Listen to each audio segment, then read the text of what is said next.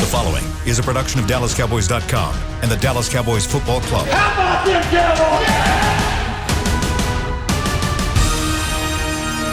Yeah! This is Mick Shots, streaming live on DallasCowboys.com and the official Dallas Cowboys app. Now, here are Bill Jones and Mickey Spagnola.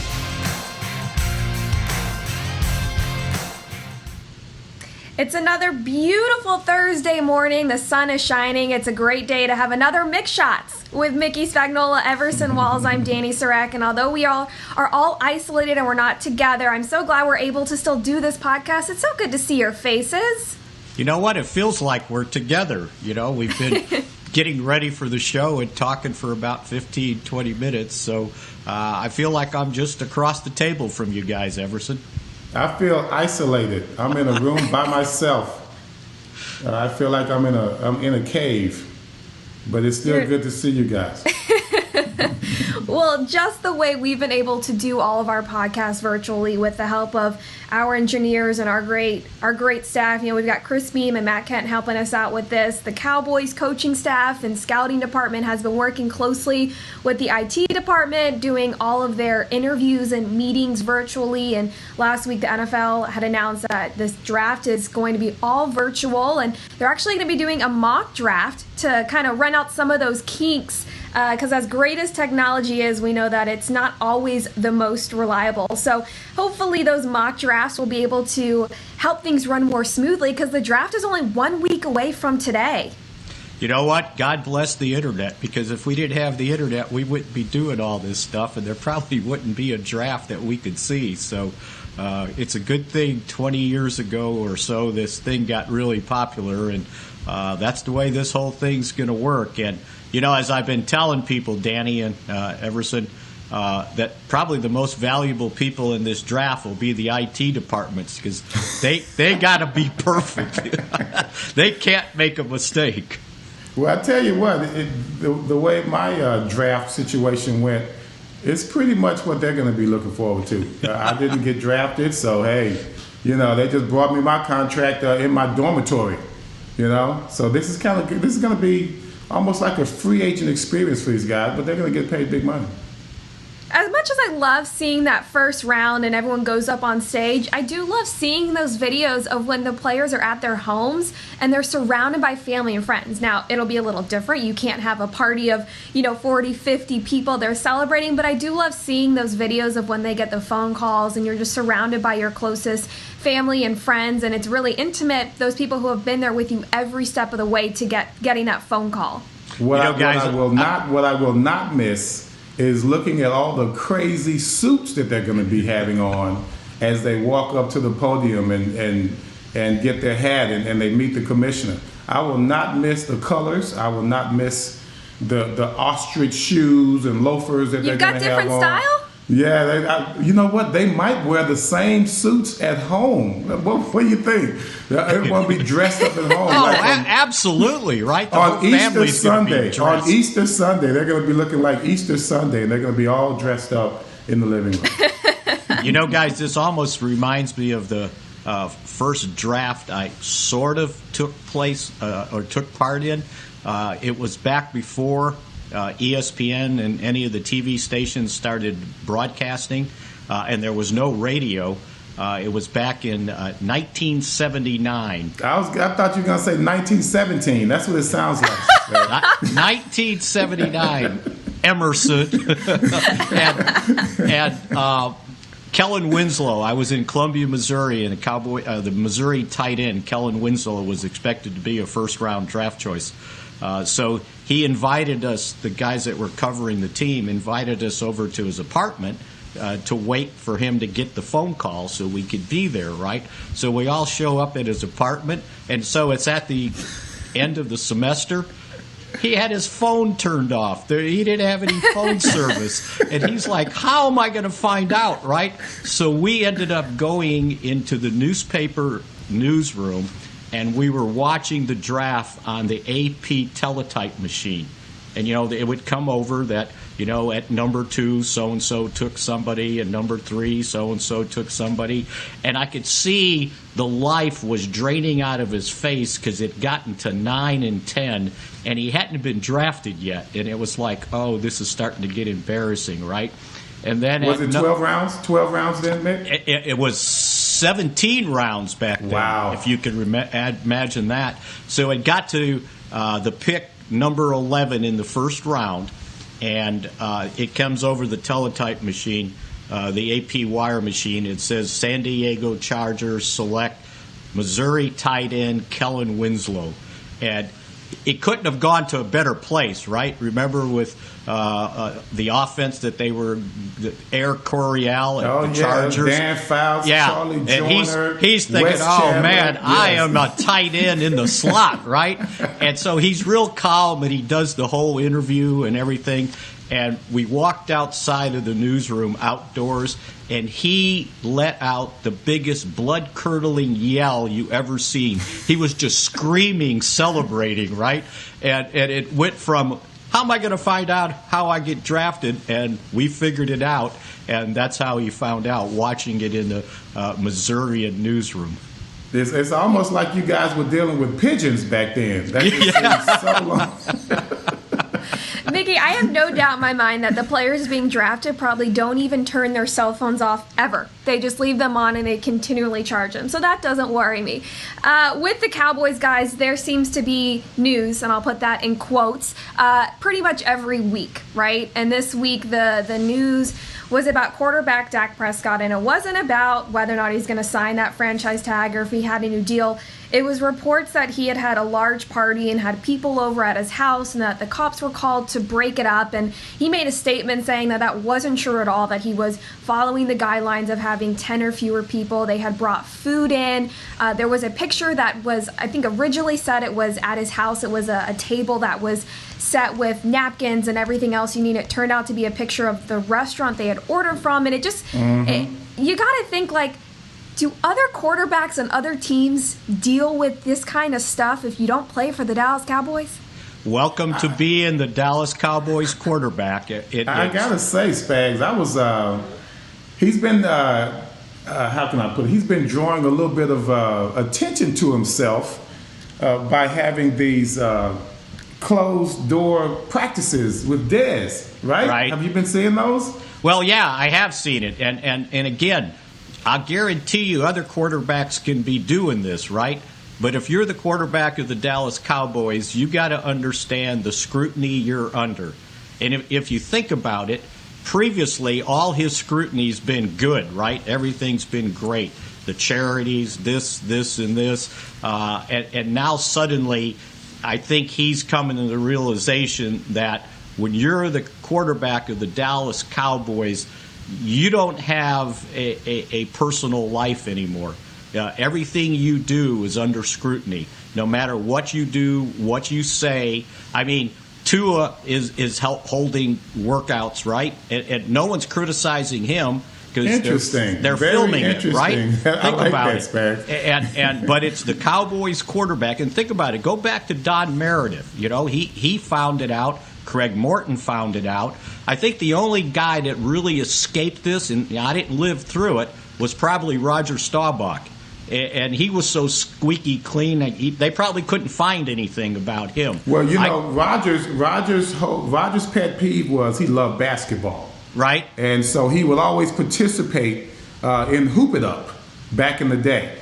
And he didn't care who he was playing against. It could be other football players. It could be brothers from the hood. Roger loved basketball. He loved the competition. Now, another quarterback that did get into it with their organization, that was Mahomes, if you recall. After the Super Bowl, he's out there showing his hoop game. I think he dunked on somebody or was going to the hole. And as soon as the Chiefs found out about that, then they gave him a call as well. And that was very recent. And it was like, no more basketball for you, Mr. Mahomes. And so, you know what? You could. This was before. I don't know if you were aware or not, but the story goes when Walt Garrison first signed with the Cowboys. So we're going back into the mid to late '60s. he was a rodeo guy. He was a cowboy before he became a cowboy, and he was continuing to participate in rodeos during the season. Like on Saturday night, he would leave the hotel and go perform in Mesquite, and then come back. And somebody, oh, what a terrible idea! Somebody did a story but on see, it saying, back then, Danny, those were men, okay? That's when men were men. They're not these little powder puffs they have these days. Somebody did a story of it, took a picture, put it in the paper, and said, hey, how neat is this? The Cowboys are letting their player participate in the rodeo and then play football the next day. Well, Tom Landry found out about it, and it was like, Walt, there'll be no more rodeos the night before games, okay? You know what? The rodeos, I don't know what's tougher, the rodeos or the game. I mean, which one do you think, when is his life any safer? Yeah, because like, he was like roping. a death wish, man. This guy like a death wish. That was crazy. That was crazy. I mean, he was roping, so he had, they roped the calves, jumped off the horse, and kind of tie him up, right? And it's like, are you kidding me? But yeah, that was so. Anyway, going back to the scrutiny, and if you think about it, think about what Tony Romo went through, and he understood it. That anytime he dated a celebrity, people found out. And that he went on vacation. Right. Found that out, too. You got rodeo and you have Cancun, okay? Right. There's a big difference between that. And we just went off on Romo for going to Cancun. So hopefully for Dak, this doesn't get him to the point where he starts closing everybody off and becomes, too self-conscious of everything he does, even in the locker room. Because if you think about it, what happened with Romo, I mean, he was the best quote ever. And then he realized, I can't say anything either way because people can interpret it however they want. So he said a lot and said nothing. And that was unfortunate. And you hope that doesn't happen to Dak with all this it worked out for Romo. Now he talks a lot. Yeah, right. And he's getting paid a lot for talking a lot. Yeah, he's making up for it. I think he is making up for it.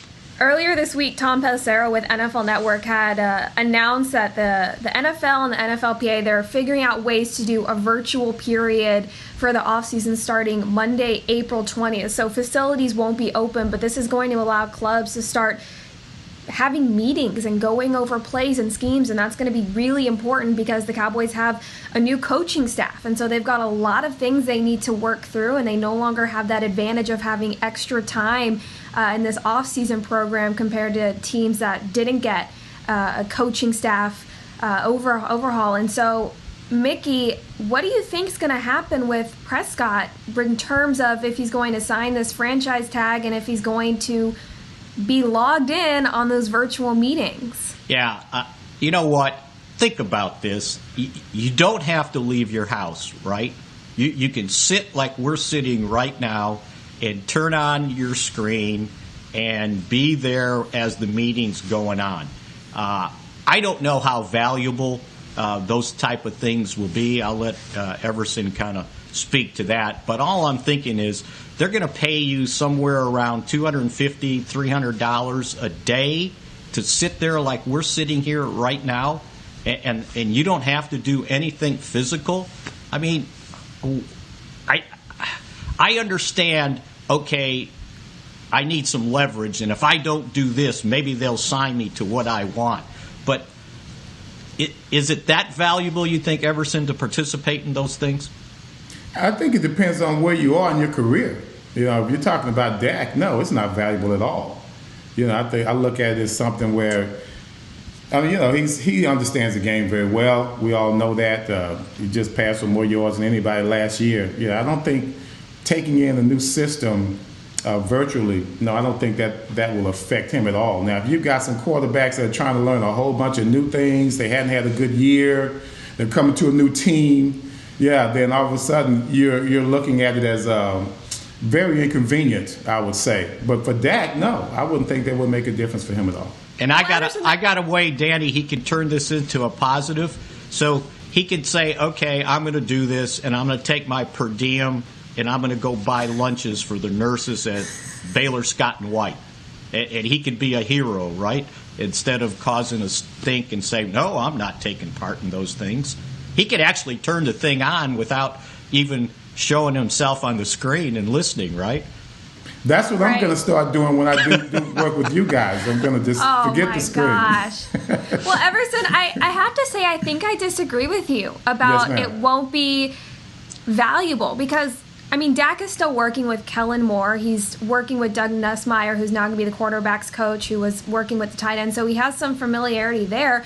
But this is still otherwise a new coaching staff and Mike McCarthy and dealing with a lot of different little subtle things in the game. And I do think that this will be valuable. I think the meetings and kind of showing his face and all of that stuff, I think this will be valuable for him if he is on those calls. I understand the leverage of if this were all happening in person, he wouldn't be there more, because he hasn't signed that tag. But if you're not having to leave your house and you're just logging in and you're trying to, the meetings are what's important for him to make sure that everyone is on the same page, assuming the season starts on time. So I think it would be valuable for him to show his face in those. I think that takes the value away just a little bit. I don't think we're going to have a season this fall. And so there's no urgency in this regard. The fact that everything is changing, the fact that he has to do this all virtual, well, that also is the same reason that I think the season is going to be in jeopardy because of everything that we're dealing with.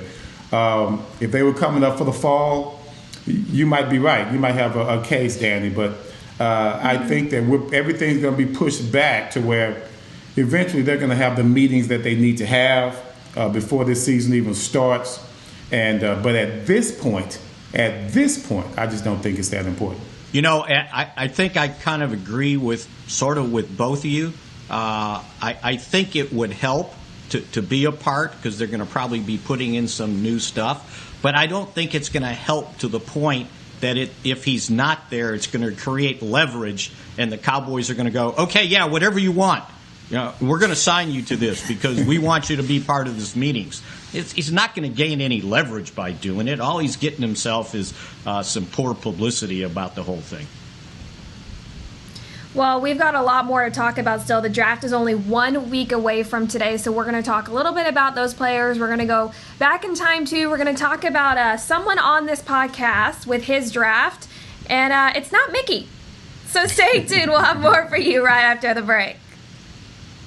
I'm Jay Novacek, former tight end for the Dallas Cowboys. Back in the day, I was the guy who always got the tough yards, and that's why I run with John Deere today. In fact, I have a John Deere 3025E tractor that can handle any yard work I need to do, even the tough yards way out back. So if you have 1 acre or 1,000, John Deere has the equipment that's just right for you. Visit a John Deere dealer today and run with us. We are the official tractor provider of your Dallas Cowboys. Essilor is a proud sponsor of the Dallas Cowboys, helping fans see more and do more with our best vision solutions. Our lens technologies reveal a world more beautiful than you can imagine. For a limited time, get the Essilor Next Gen offer. When you buy the latest generation of Transitions lenses with select Essilor lenses, you can choose a second pair of clear lenses for free with qualifying frame purchases. Restrictions apply. Find a participating eye care professional by visiting EssilorUSA.com. Essilor. See more, do more.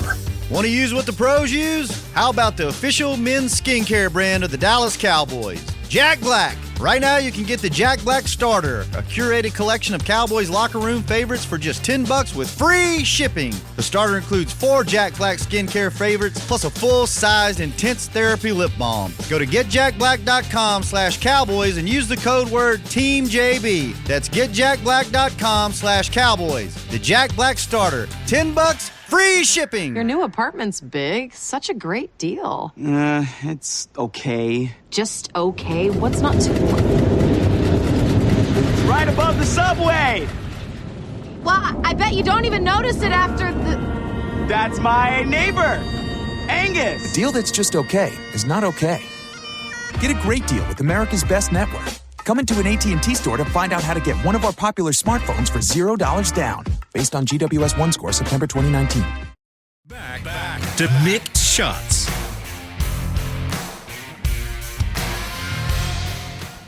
The draft is just 1 week away from today, and you can get your draft coverage the Cowboys way with the official 2020 Dallas Cowboys Star Magazine Draft Guide. Featuring an exciting new look, the guide includes all the information and analysis you need for the Cowboys' upcoming draft. Get your digital copy today for only $4.95. Find out more at dallascowboys.com/star. And Dani, Everson, this isn't quite a read, but I just wanted to tease a feature story that I'm going to have up today on dallascowboys.com. It's taking a look back at the 1990 draft, 30 years ago, and it'll be 30 years ago this coming Wednesday when the Cowboys made the decision to draft Emmitt Smith. And everybody thinks, oh, look what the Cowboys did at number 17. They got Emmitt Smith. Well, there's a backstory there that I think everybody that's not familiar with that draft will be surprised on how the Cowboys basically tried to do everything they could to not draft Emmitt Smith. And in the end, they said, you know what? Let's just take this running back from the University of Florida. So pay attention. I think it's pretty interesting. Also, after that draft 30 years ago, Everson Walls made a big decision. The Cowboys basically told him that they weren't having him back. I'll let him explain that story. It was 1990, and Everson, you had a bunch of teams interested in you, and you took a while before you made the decision on where you were going to sign and continue your career. Yeah, that was 30 years ago. Wow, that's great. I think my hair was gray even then, Spags. But no, I recall a couple of teams. That was the Seahawks. The Seattle Seahawks wanted me badly. That's when Tom Flores was the GM there. Of course, the former great Raiders coach. And he had moved up to Seattle, changed teams, and he had the GM job up there. And I had never worked out on sand-based turf. That was the weirdest workout I've ever had. The turf itself was sand-based, and it had lumps in it. You know, it wasn't even. It had lumps in it, like it was natural grass or something. So I'm thinking to myself, only in Seattle can you have sand-based turf. I don't think any other team ever had that. I went up there and worked out. Tom wanted me bad. I knew at that time, I knew where I was going. I acted like I didn't know where I was going, but I knew exactly where I was going. I was not going to go to Seattle.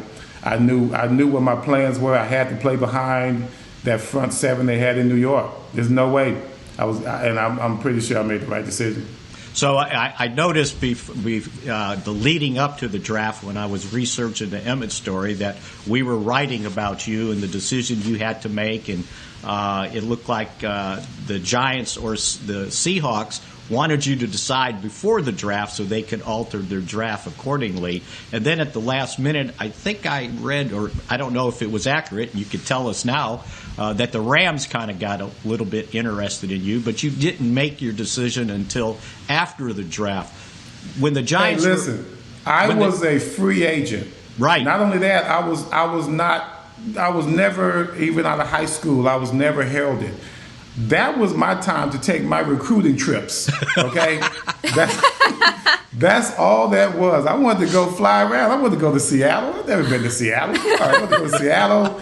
Then and it's free, too. They're taking me to New York. Come on, man, the Big Apple. I wanted to go there and have a good time, man. I knew exactly what I was going to do from day one. I just wanted to milk it. That's all. I just wanted to milk it. Well, you did, because I think you stretched it out. I think the draft was on the 22nd, and you signed on the 28th or something like that. So was your contact with the Giants, was it right with Bill Parcells, or did who? Yeah, I called Bill myself. I called Bill. And it's so funny. He answered the phone. There was no secretary. I probably called at the perfect time. And, you have to put on the air of confidence. I mean, I don't know if Bill wanted me or not, but I acted as if I was, hot stuff, so we're on the phone and I'm not calling him Coach Parcells. I'm like, hey, Bill, it's Everson, so, I tried to be a rep and player at the same time. It worked out pretty good. So you didn't have to Everson, pay? Your hair is not gray in those pictures. Oh, you got to look real close, Dani. You got to look real close. my Just for Men wasn't even invented yet, I don't think. So, yeah, it was tough. And then the bottom line on that decision is Everson goes on to win a Super Bowl that year with the Giants. So, good decision, right? Oh, yeah. Seattle was nowhere to be found in the playoffs that year. So, yeah, I think I made a good decision. And, Mickey, when you were covering the Cowboys, there was some more news that broke that same week. Yeah, absolutely. And Everson probably will remember this. The Cowboys were going to move on from Ed Too Tall Jones, too. He had played his 15th season in '89, which Great at that career. time was the career record until it was tied by Bill Bates and Mark Tuinei and then broken by Witten. And Ed knew that Cowboys were moving on. He had played '89 with Jimmy. And towards the end of the season, if you remember this, Everson, they were going to transition that spot to Tony Tolbert, and they were going to start Tony Tolbert, and the media made a big deal about ending Ed's consecutive streak of starting games. And Jimmy basically said, okay, I'll start him, and then after the first quarter, Tolbert's going in, right? So he knew it was done, and he basically said, yeah, I'm leaving. And Ed, you know, he was 39 at that time, and basically said, you know, the coach said he's going with younger players. They're transitioning. They're not going to keep me around. So, yeah, I don't think I'm going to be back with the Cowboys. So he made that announcement and then eventually retired that year. But that was a long career for Ed Too Tall Jones. I don't know why you would replace Ed. You know, like what, last game of the season? I know. We're 1-15. Who cares if Tony Tolbert starts the last game of a 1-15 season? You know, as I look back, when Jones bought the team, that was kind of like a COVID-19 moment as well. You know, a lot of changes came in. Yeah, a lot of changes. So, yeah, I looked at that as, you know, one of those moments to where it changed everything. We were so accustomed to Tom Landry, you know, and all of a sudden, here comes these J-boys, as you guys called them at the time. That was almost a COVID-19 moment right there because everything changed after that. They came sweeping through like a plague, but I guess that was a good plague. No, you're absolutely right. And then, you know, Ed and those three guys held that record till this past season when Jason Witten ended up playing a 16th season for the Cowboys, and now it looks like he's going to end up with the Raiders. What did you think about it, Everson, that, you know, a guy that's played that long, 37 years old, but he still wants to get another year in? You know, I can relate. Trust me, I can relate. It took me a while to just kind of realize, you know what, this is not good for me. It's not good for my ego. I'm up here trying to work out for all these different teams. Seemed like the guys were younger than me that were evaluating me. And I don't think that any of them really remembered who I was. It was kind of degrading, actually, to go through that process. So we still put ourselves through it as older players simply because, you know, that's all we're accustomed to. And so you think maybe I can just give it one last try. And Ed's no different. I was no different. But it doesn't take long at that age to realize, you know what, this is a bad idea. So, yeah. You know, and I thought it was interesting this week, Mike Mayock, the Raiders GM, I guess he was asked, why do you want a 37-year-old tight end who's going to be playing his 17th season when you have a really good tight end and a nice tight end room? What are you doing? What are you thinking about? And he basically said that bringing in a guy like Jason Witten helps the room because now these guys can listen to somebody that knows how to do it, that's done it, and if nothing else, the leadership he brings will help us out. And the other thing that occurred to me with Witten this week was that when you looked at his numbers in the decade, boy, he put up some pretty big numbers, even though he missed the 2018 season. And yes, he only had the 2 1,000-yard season, but I thought we could have made a point for him to be placed on that all-decade team as the other tight end with Gronkowski, but Travis Kelce had won that one. You know, and I know he didn't play as many games but Witten had more catches, more yards, the same amount of Pro Bowls. And I thought you could have made an argument there for Witten to be placed on that all-decade team. I think it's just those Super Bowl rings that he's missing, and that was probably what kept him off the list compared and Kelsey, to those two. Yeah, Danny, and winning the Super Bowl probably helped him get the notoriety to say, oh yeah, okay, that guy, he's played 5-6 years this decade. He's the all-decade tight end. Yeah, it'll definitely be interesting to see Witten's role. You're right. I think that leadership is probably one of his bigger qualities at this point in his career. Everything that he does for his teammates and those around him off the field. And I still think it'll be exciting to watch him play. I mean, Cowboys fans who have known him and loved him and watched him for 17 years and all he's been through, you want him to be successful. It's kind of sad to see a player like that. He's going to be in a different jersey and it's going to be different, but you still want to see him have success. And it's even going to be crazy because the Raiders moving to Las Vegas, they haven't even finished their stadium. So now you think he's 37 years old, him and every other player are going to have to be probably, assuming there's a season, traveling every weekend because it came out this week that they're having a contingency plan where they would play games in Salt Lake City, Phoenix, and San Diego since their stadium isn't finished. That's a lot of travel and play for someone who is 37 years old. Changing times, I gotta say, right? I kind of lost you guys there for a minute, but here's one thing that I wish could have happened. If I could turn back the clock, I would turn it back to a couple of years ago when Witten was in the booth.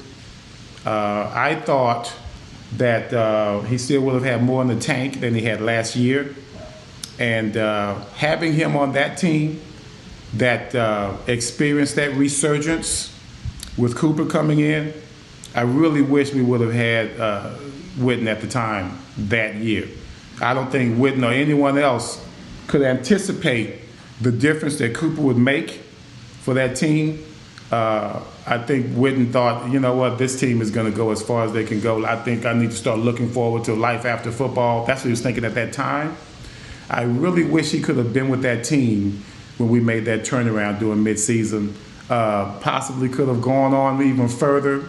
Could have beaten the Rams, maybe even positioned ourselves even better for the playoffs, and maybe wouldn't even have had to play in the wild card round that year.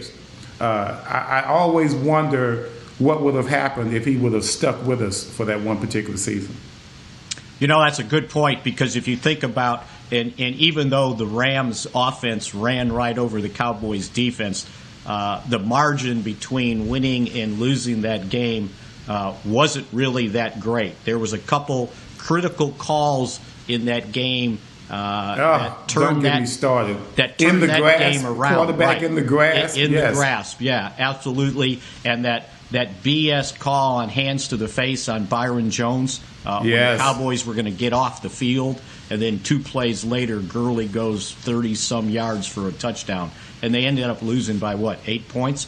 8 points. It was that close, and that's a good point, that a guy like Witten on that team could have made a significant difference, especially at the tight end position. Especially at that 2-minute drive, we're coming down. This is when Dak loves to look for Witten in that particular time. We make jokes about, Witten's yak, so to speak. They say he might have a negative yak for his entire career, but he moves the chains. And that's something that we needed on that final drive when we were down by 8 points. Yeah, you always wonder what could have been, right? Well, we've been talking about the 37-year-old Jason Witten, and right on the other side of this break, we're going to go to guys a few decades younger. We're going to look at some draft prospects and how the Cowboys are preparing and looking at some of these players with the draft just 1 week away. Stay with us. Since 1865, Stetson hats are American-made with pride right here in Texas. And Stetson is proud to be on the field with America's team. Want to show your Texas and team pride too? You can. By purchasing your own Stetson, you can look just like how the flag guys do on field at every home game. Stetson hats, the official crown of all self-respecting Cowboys and your favorite football team. Get yours today in the Stadium Pro Shop or at Stetson.com. Your new apartment's big. Such a great deal. It's okay. Just okay? What's not to... Right above the subway! Well, I bet you don't even notice it after the... That's my neighbor, Angus. A deal that's just okay is not okay. Get a great deal with America's Best Network. Come into an AT&T store to find out how to get one of our popular smartphones for $0 down. Based on GWS One score, September 2019. Essilor is a proud sponsor of the Dallas Cowboys, helping fans see more and do more with our best vision solutions. Our lens technologies reveal a world more beautiful than you can imagine. For a limited time, get the Essilor Next Gen offer. When you buy the latest generation of Transitions lenses with select Essilor lenses, you can choose a second pair of clear lenses for free with qualifying frame purchases. Restrictions apply. Find a participating eye care professional by visiting EssilorUSA.com. Essilor. See more, do more. So, you're shopping, and that's when you see it. Aisle 23. Dr. Pepper stacked from top to bottom as far as the eye can see. The phrase too good to be true comes to mind, yet there it is. A rich, delicious Dr. Pepper paradise. Wait, did that can of Dr. Pepper just open itself for you? They all are. As if to say, so nice to treat you. And even though it feels weird to talk to a can, you pick one up and say, it's so nice to be treated. Dr. Pepper, so nice to treat you. Back to Mick Shots.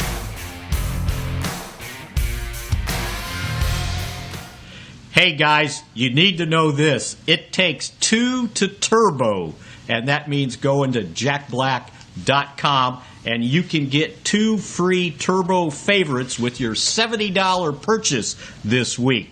It includes the Turbo Spray and the Turbo Wash Energizing Cleanser.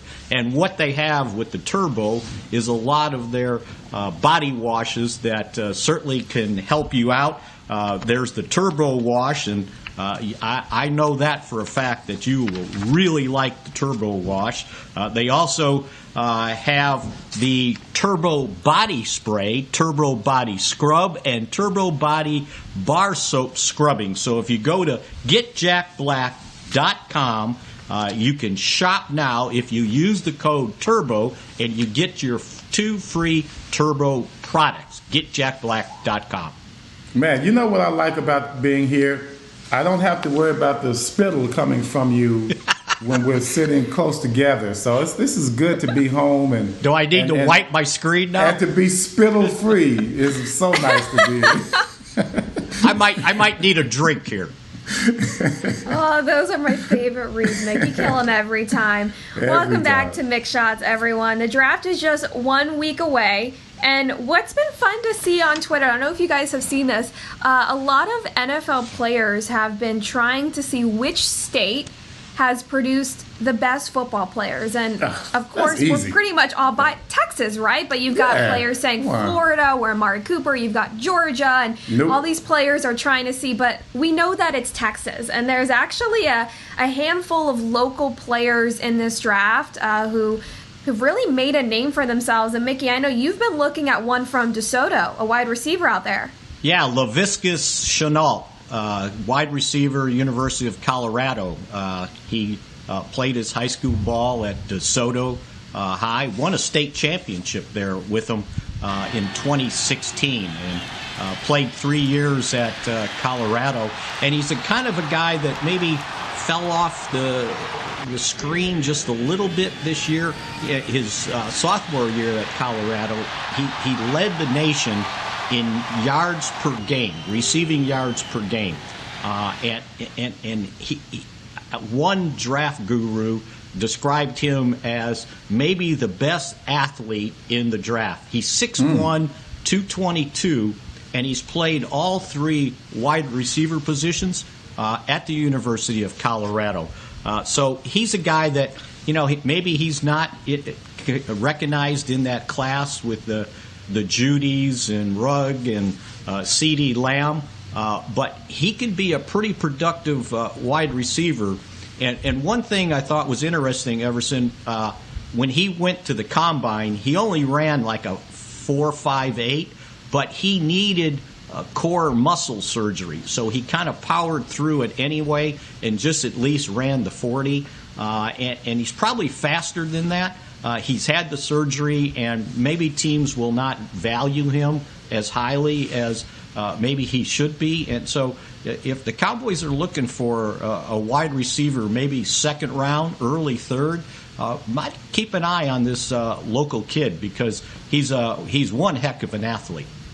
You know, one thing you want to stereotype some guys in regards to size and even speed.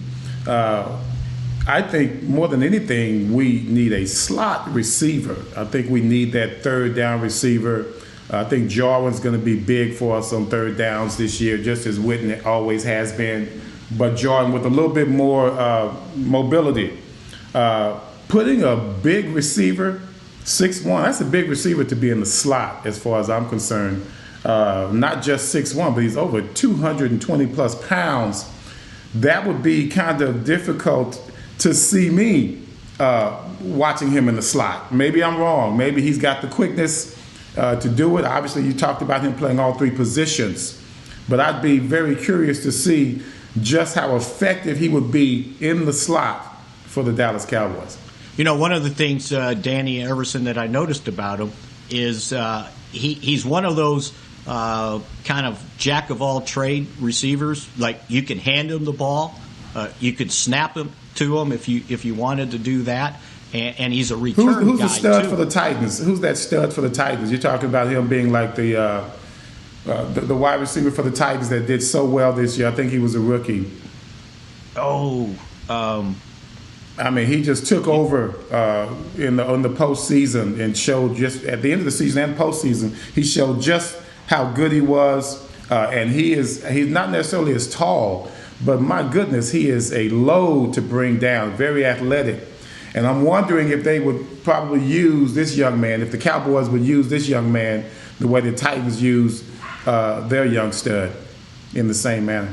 Yeah, and it's kind of a neat story that the guy, you know, he kind of probably could have played in the state of Texas, but ended up going to Colorado and had a really nice career there. So yeah, keep an eye on him. He's just one of these guys that can do a lot of things for you. And you're right, Everson. He's a little bit bigger, but again, a lot of times those slot receivers are a little bit smaller.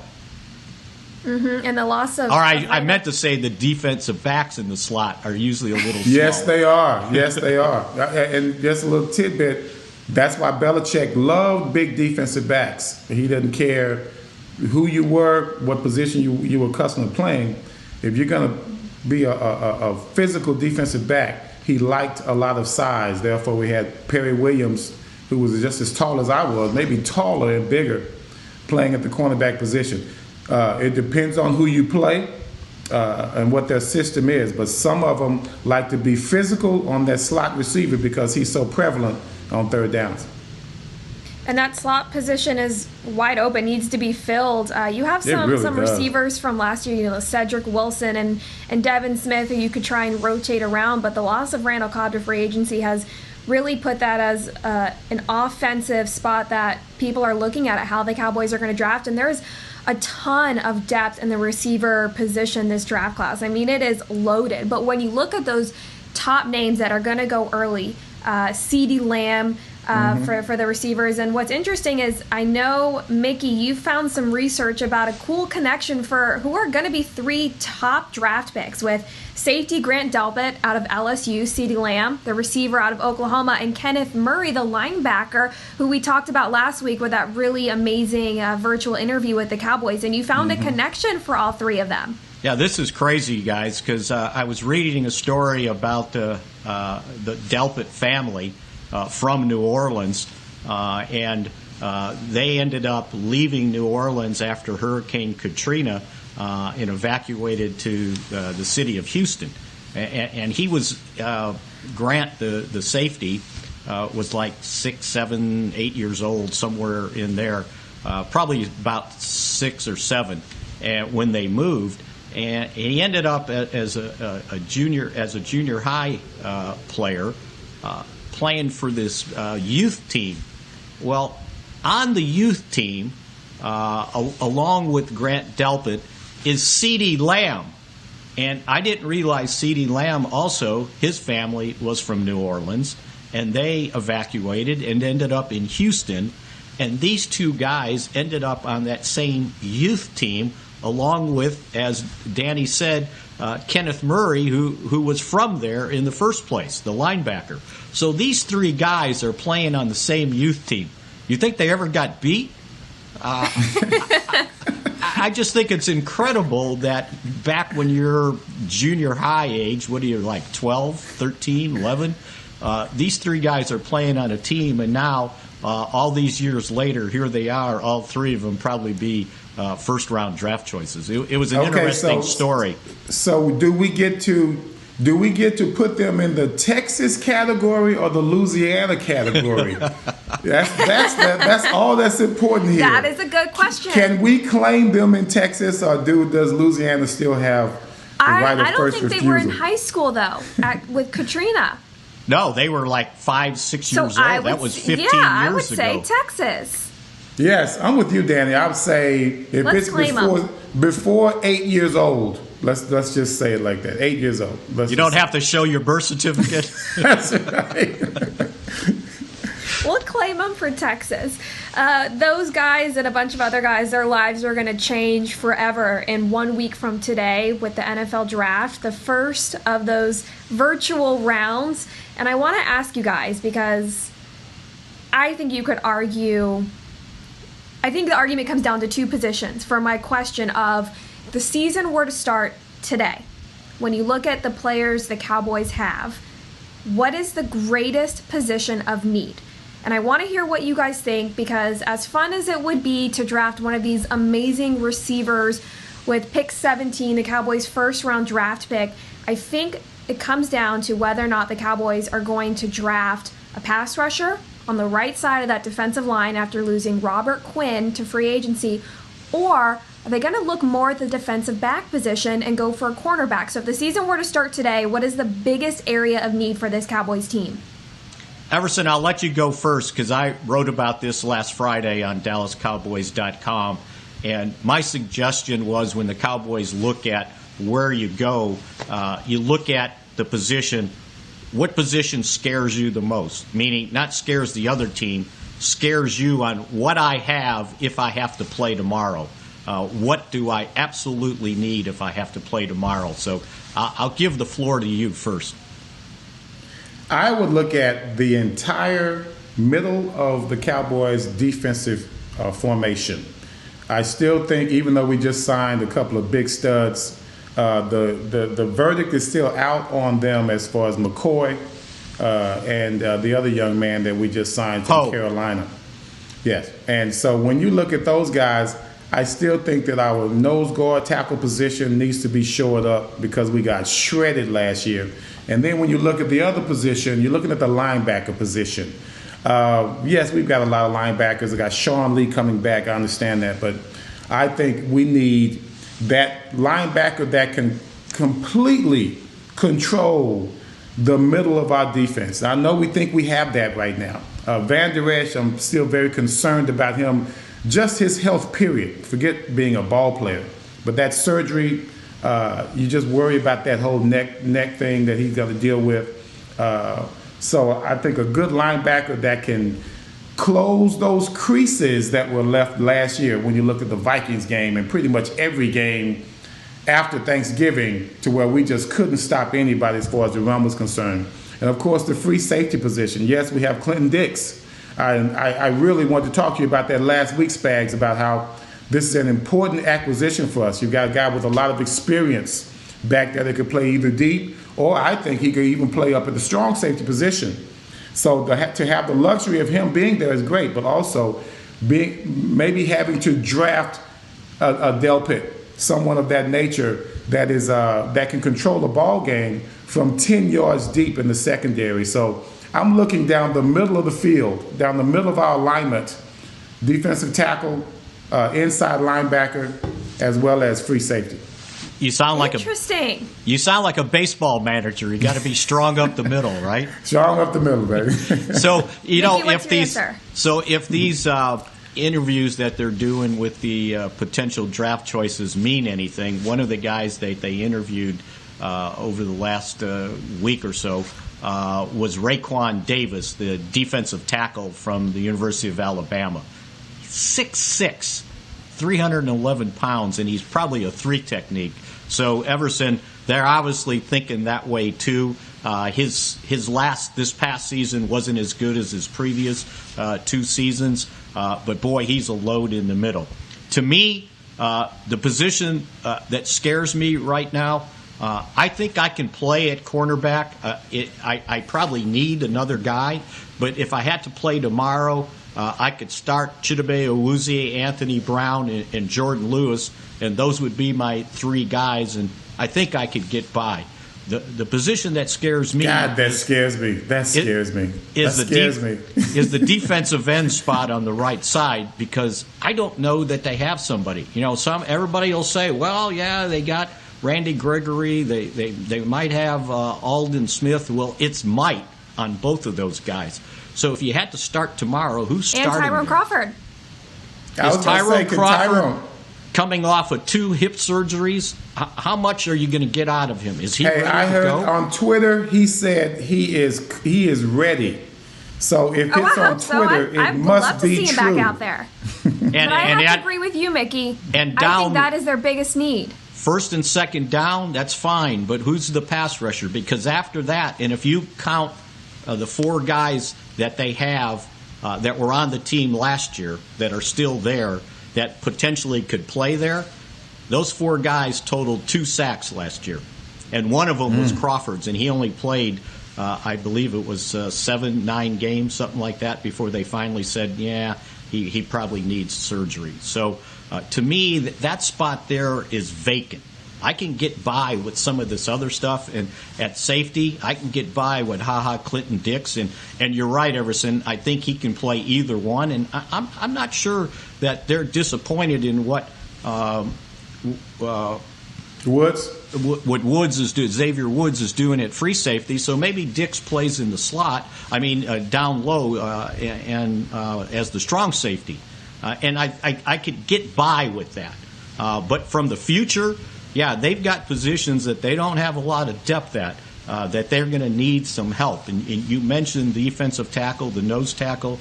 I'm sure Poe's contract's it says 2 years, but I bet it's 1 year. If you look at Gerald McCoy's contract, they can get out of it after 1 year for not much dead money. But, yeah, that defensive end spot, I just can't sit here and say those 2 guys are going to play.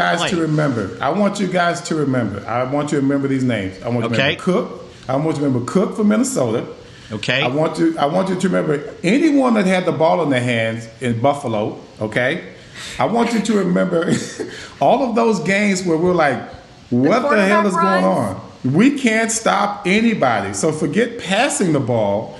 I get it. It'd be nice if we could force them into a 3rd and long, but we never could because we were always giving up chunks of yardage on 1st and 10. So that's my concern. That's why I agree with Mickey. You need that pass rush opposite of DeMarcus Lawrence so that you're forcing them to quickly throw the ball.